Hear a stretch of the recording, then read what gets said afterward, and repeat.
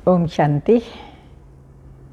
आज बाबा के 29/1/2022 के अनमोल मधुर महावाक्य हैं, जिसमें बाबा ने कहा है कि निरोगी बनने के लिए रूहानी स्टडी करनी और करानी है।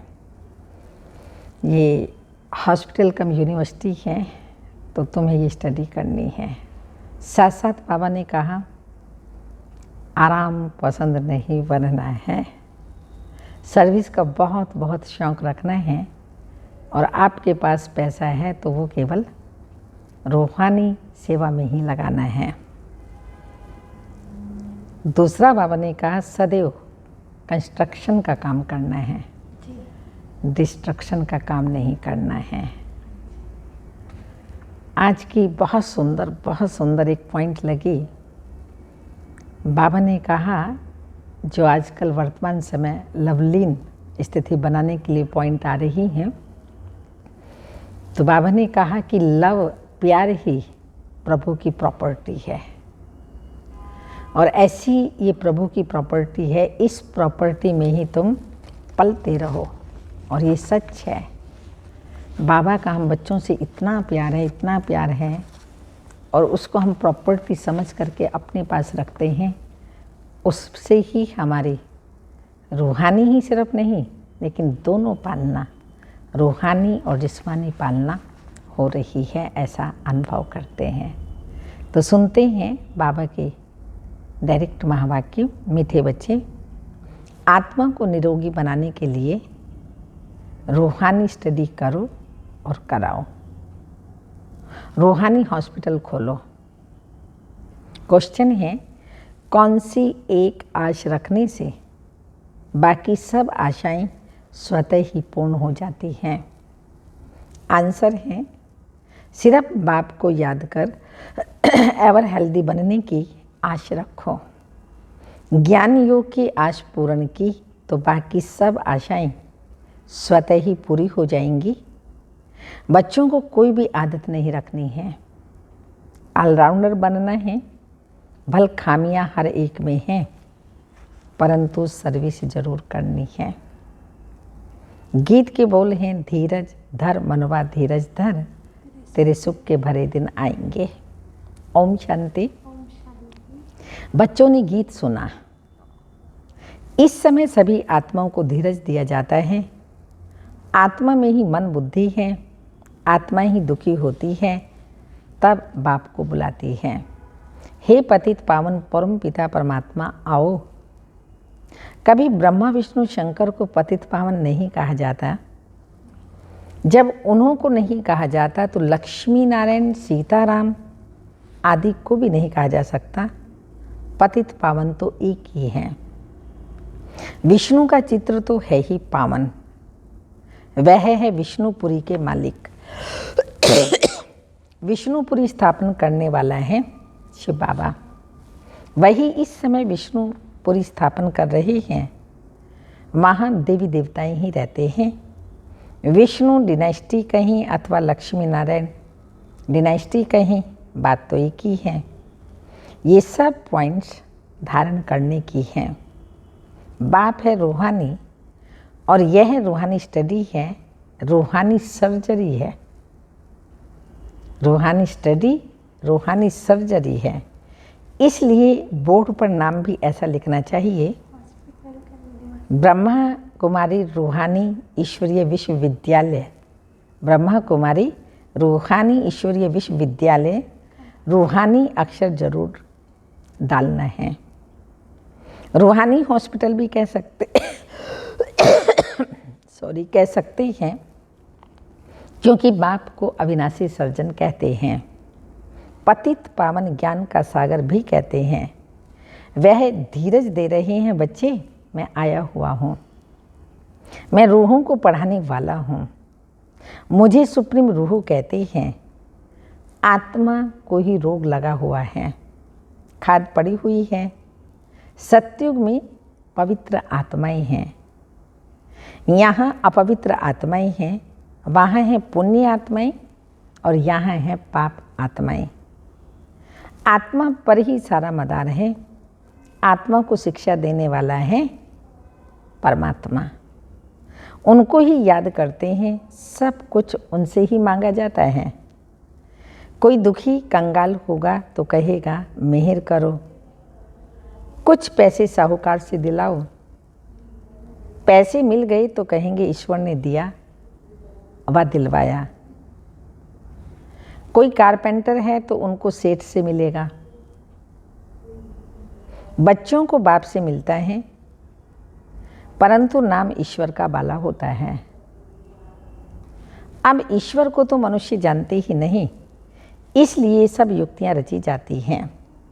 पूछा जाता है परम पिता परमात्मा से आपका क्या संबंध है?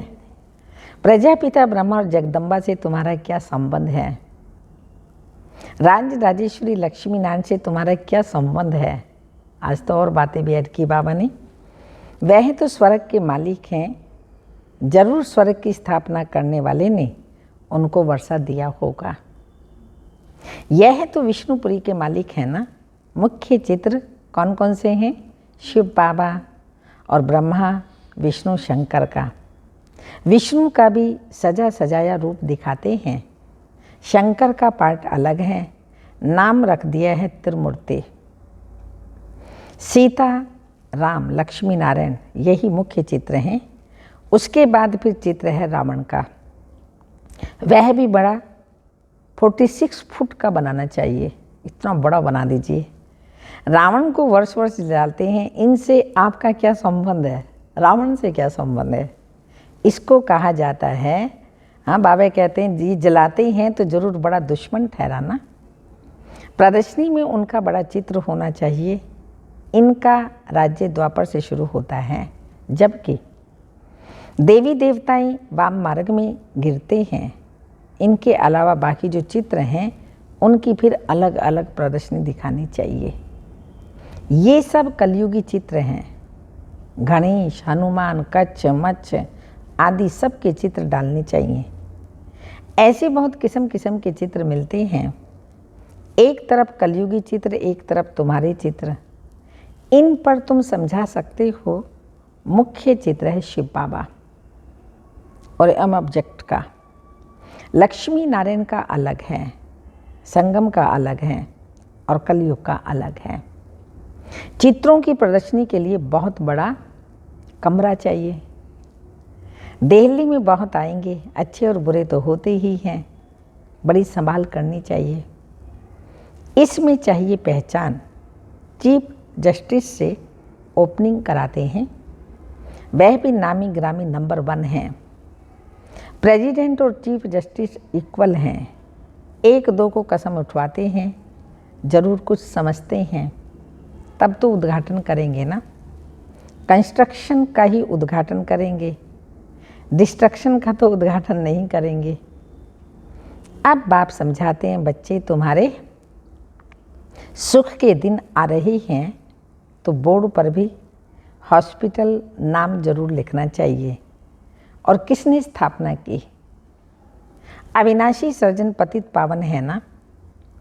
पावन दुनिया में तो पावन मनुष्यों को कभी बीमारी आदि नहीं होती।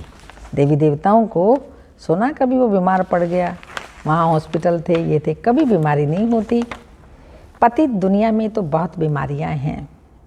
तो सर्विस के लिए विचार चलाना चाहिए, क्या क्या चित्र रखने चाहिए, कैसे समझाना चाहिए। और कोई बेसमझ समझाए तो कुछ भी समझ नहीं सकेंगे, कहेंगे यहाँ तो कुछ भी नहीं है, गपोड़े मारते रहते हैं। इसलिए प्रदर्शनी में कभी भी बुद्धुओं को समझाने के लिए खड़ा नहीं करना चाहिए। समझाने वाले भी होशियार चाहिए। किस्म किस्म के मनुष्य आते हैं। बड़े आदमी को कोई भुट्टू समझावे तो सारी प्रदर्शनी का नाम बदनाम कर देंगे। बाबा बतला सकते हैं फलाना फलाना किस प्रकार का टीचर है। सब एक जैसे होशियार भी नहीं हैं, बहुत देह अभिमान है। यहाँ होशियारी चाहिए आत्म अभिमानी पने की। तो बाबा ने कहा देह अभिमान का बहुत नशा है। बाप कहते हैं हे आत्माएं, तुम्हारे सुख के दिन आ रहे हैं, स्वर्ग का नाम तो सब गाते हैं, परंतु स्वर्ग में भी नंबरवार मर्तबे हैं, नरक में भी नंबरवार दर्जे हैं। विजयमाला में पिरोने वाले राज राजेश्वर बनते हैं। हम पूछते भी हैं ज्ञान ज्ञानेश्वरी जगदम्बा से तुम्हारा क्या संबंध है। ज्ञान ज्ञानेश्वरी को ईश्वर ज्ञान देते हैं तो यही राज राजेश्वरी बनती हैं। जगदम्बा को बहुत बच्चे हैं, प्रजापिता ब्रह्मा को भी बहुत बच्चे हैं। कितनी सूक्ष्म बातें हैं, मनुष्य समझ नहीं सकते कि परम पिता प्रजापिता ब्रह्मा और जगदम्बा ये कौन है। प्रजापिता ब्रह्मा के मुख वंशावली होंगे ना, सेंसिबल जो होंगे वह झट पूछेंगे, हमको यह बात समझ में नहीं आती। प्रजापिता ब्रह्मा और जगदम्बा का आपस में क्या कनेक्शन है जो इतने बच्चे मुख से हुए हैं। तो ऐसे ऐसे प्रश्न पूछने से आने वालों की बुद्धि का पता लग जाएगा। बाप सब समझाते हैं, सारे राज समझाते हैं। त्रिमूर्ति, झाड़, गोला, लक्ष्मीनारायण का चित्र, इनमें एम ऑब्जेक्ट भी है, वर्षा देने वाला भी ऊपर में खड़ा है। तो समझाने वाला बहुत होशियार चाहिए। प्रश्नावली भी बहुत अच्छी है। रावण से तुम्हारा क्या संबंध है। इतने बड़े बड़े विद्वान पंडित आदि कुछ भी समझते नहीं, यह दुश्मन कैसे है। रावण से दुश्मनी का ही संबंध है और कौन सा संबंध होगा। हम भी आगे समझते नहीं थे। बाबा कहते हैं ये जो ब्रह्मा है जिसको मैंने अडॉप्ट किया है वह भी नहीं जानते हैं। अब जानते हैं तो औरों को भी समझाने का बड़ा शौक चाहिए। यह प्रदर्शनी बिल्कुल नहीं है, भले कोई कॉपी भी करे तो भी समझा न सके, सिवाय ब्राह्मणों के, ब्रह्मा कुमार कुमारियों के, भले वो कॉपी कर ले लेकिन ऐसा नहीं समझा सकते हैं। यह वंडर है। बड़ा नशा चाहिए, सर्विस में पूरा लग जाना चाहिए। चित्र तुम्हारे बहुत मांगेंगे तो बहुत होने चाहिए। सर्विस के लिए विशाल बुद्धि चाहिए, खर्चा तो होगा ही। पैसे तो खर्च करने के लिए ही हैं, खर्च करते जाएंगे तो आते जाएंगे। धन दिए धन ना खूटे। बच्चे तो बहुत बनते जाएंगे, पैसे तो सर्विस में लगाने हैं। राजधानी भी तो सत्युग में होनी है। यहाँ तो महल आदि नहीं बनाने हैं। यहाँ माना कलयुगी दुनिया में बच्चे बहुत बनते जाएंगे। तो बाबा बता रहे राजधानी सत्युग में होनी है, यहाँ तो महल आदि नहीं बनाने हैं। उसमें गवर्नमेंट का कितना खर्चा होता है। यहाँ है चित्र बनाने का खर्चा, दिन प्रतिदिन बहुत अच्छी पॉइंट्स निकलती जाती हैं। बड़ी युक्ति से समझाया जाता है कि रावण राज्य कब से शुरू हुआ। आधा समय रावण का राज्य, आधा समय राम का राज्य। इस रावण से बाबा ही आकर के छुड़ाते हैं और कोई छुड़ा न सके। इनके लिए तो सर्वशक्तिमान ही चाहिए ना, वही माया पर जीत पहना सकते हैं। फिर सत्युग में ये रावण दुश्मन होता ही नहीं। धीरे धीरे तुम्हारा प्रभाव निकलेगा।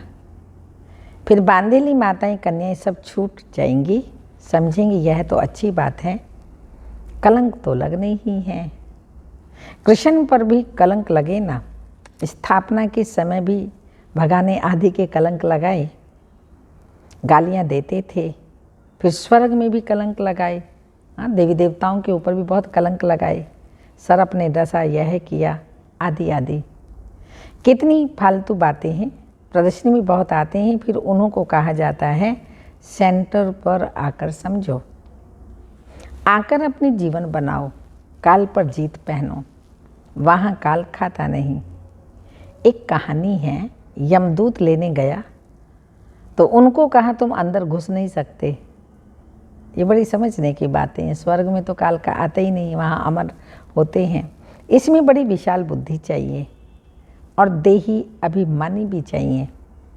हम आत्मा हैं, पुराने संबंध पुराने शरीर का भान नहीं रखना है। अब नाटक पूरा होता है, वापिस जा रहे हैं। स्वर्ग में जाकर हमको नए संबंध में जुटना है। ये ज्ञान बुद्धि में है। ये पुरानी दुनिया तो खत्म होने वाली है। हमारा संबंध है बाप से और नई दुनिया से। ये बातें सिमरन करनी पड़े। ये ज्ञान मिल रहा है तुमको भविष्य नई दुनिया के लिए। यही पुरानी दुनिया तो कब्रिस्तान होनी है। इनसे क्या दिल लगानी है। यह तो देह सहित सब कुछ खलास हो जाने वाला है। देही अभिमानी बनना अच्छा है। हम बाबा के पास जाते हैं तो अपनी साथ बातें करनी है, तब तो कोई को समझा सकेंगे। अब तुम बच्चे जानते हो हमारे सुख के दिन आ रहे हैं। जितना पास होने का पुरुषार्थ करेंगे तो ऊंच पद पाएंगे। सर्टिफिकेट तो टीचर ही देगा ना। वो जानते हैं इनमें कितनी सच्चाई है, कितने सर्विसेबल हैं। यह कंस्ट्रक्शन का काम करते हैं या डिस्ट्रक्शन का काम। कंस्ट्रक्शन का काम करते हैं, डिस्ट्रक्शन का काम तो नहीं करते। सर्विसेबल ही दिल पर चढ़ते हैं। भला अभी तो परिपूर्ण कोई नहीं है। खामियां तो सब में रहती हैं। परिपूर्ण तो आगे चलकर बनना है। शौक रखना है मनुष्य की जीवन कैसे बनाएं। कांटों को फूल बनाना है। बाप भी कांटे जैसे मनुष्यों को फूल बनाते हैं, देवता बनाते हैं। ज्ञान और योग भी चाहिए। बच्चे वृद्धि को पाते रहेंगे, फिर कोई विरोध नहीं करेंगे, सीधे हो जाएंगे। यहाँ कोई ड्यूटी तो है ही नहीं। हर बात में ध्यान देना पड़ता है। ऑलराउंडर बुद्धि चाहिए। यहाँ पर ऑलराउंडर बुद्धि चाहिए। चारों तरफ ध्यान रखना, सब कार्य में चुस्त बनना, सब कार्य आने चाहिए। सर्विस ठीक रीति से कोई करते हैं व नहीं करते हैं। कोई आराम पसंद तो नहीं है। सारा दिन ये चाहिए वह चाहिए तो नहीं करते हैं।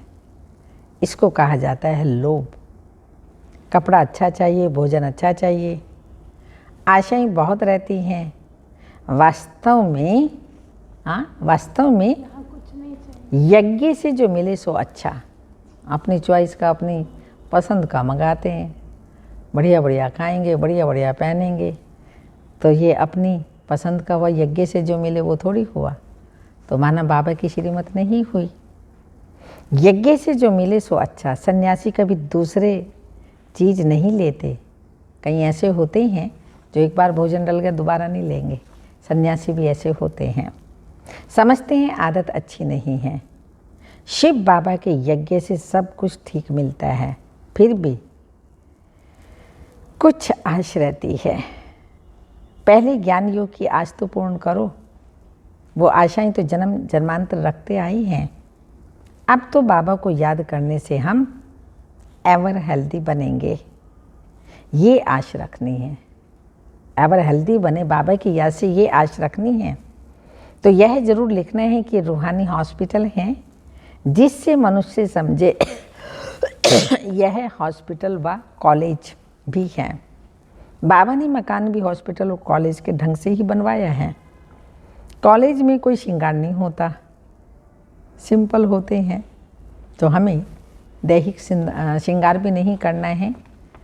बाबा आत्मा का श्रृंगार करते हैं। बाबा ने कुछ दिन पहले कहा 4, 5, 6 बार कि मैं तुम्हारा श्रृंगार करने आया हूँ, रोज़ तुम्हारा श्रृंगार करता हूँ। अच्छा, मीठे मीठे सिक्के लदे बच्चों प्रति माता पिता बाप दादा का याद प्यार, गुड मॉर्निंग, डायमंड मॉर्निंग। रूहानी बाप की रूहानी बच्चों को नमस्ते। हम रूहानी बच्चों की रूहानी बाप दादा को याद प्यार, गुड मॉर्निंग, डायमंड मॉर्निंग, ओम नमस्ते। धारणा के लिए मुख्य सार है आराम पसंद नहीं बनना है। सर्विस का बहुत बहुत शौक रखना है। सर्विस में ही पैसे खर्च करने हैं।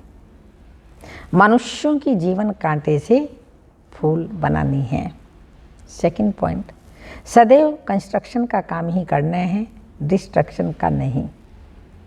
अपने आप से बातें करनी हैं, हम कहाँ जा रहे हैं और क्या बन रहे हैं। वरदान। शक्तिशाली याद द्वारा परिवर्तन, खुशी और हल्केपन की अनुभूति करने वाले। शक्तिशाली याद द्वारा परिवर्तन, जीवन में जो कमियां कमजोरियां अभी तक हैं उनका परिवर्तन, और फिर खुशी और हल्केपन की अनुभूति करने वाले स्मृति सुस्मृत स्वरूप भाव। शक्तिशाली याद एक समय पर डबल अनुभव कराती है। एक तरफ याद अग्निबन भस्म करने का काम करती है, परिवर्तन करने का काम करती है, और दूसरी तरफ खुशी व हल्केपन का अनुभव कराती है। ऐसे विधिपूर्वक शक्तिशाली याद को ही यथार्थ याद कहा जाता है। ऐसे यथार्थ याद में रहने वाले स्मृति स्वरूप बच्चे ही समर्थ हैं। यह स्मृति जो समर्थी ही नंबर 1, ये स्मृति जो समर्थी ही नंबर 1 प्राइज का अधिकारी बना देती है। स्लोगन। अनुभवी वह है जिसके दिल मजबूत और बुजुर्ग हो। अनुभवी वह है जिसकी दिल मजबूत और बुजुर्ग हो। लवलीन बनाने की स्थिति के लिए ये पॉइंट है। परमात्म प्यार इस श्रेष्ठ ब्राह्मण जन्म का आधार है। कहते भी हैं प्यार है तो जान है, जान है, प्यार नहीं तो बेजान बेजहान है। प्यार मिला अर्थात जहान मिला, दुनिया एक बूंद की प्यासी है। भगवान के प्यार की गीता ना, तेरे एक बूंद के प्यासे हम।